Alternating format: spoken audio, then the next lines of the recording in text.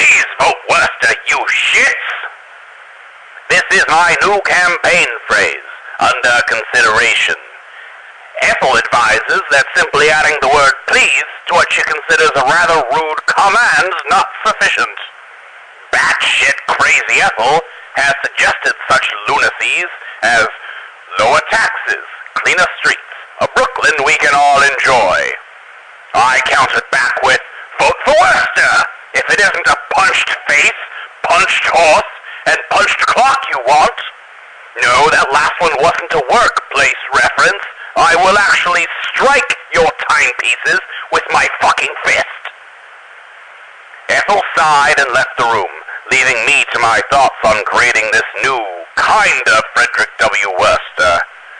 My good friend, the oft-quoted Charles, rang in my head with the always-ready, fuck that shit. However, I had promised dear Ethel that I'd hold my more finely tuned demons at bay.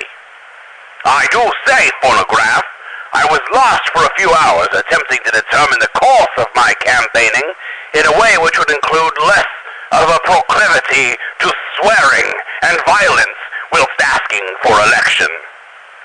Finally, I launched myself into my motor carriage and set off for Coney Island.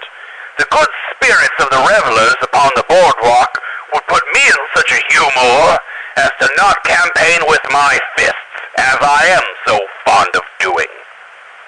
Walking with my top hat askew and cane rapping the boardwalk loudly to announce my candidacy for office and sexual tryst, I overheard a woman exclaim to her husband that she enjoyed the gay frivolities that Coney Island afforded her and her family.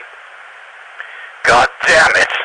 Now I understand politics, phonograph. My path was clear. I didn't need to sell myself as mayor at all. I strode confidently to that fine family and addressed them. My dear madam, I couldn't help but notice that you like Coney Island. My name is Frederick W. Worcester, and I am running for mayor.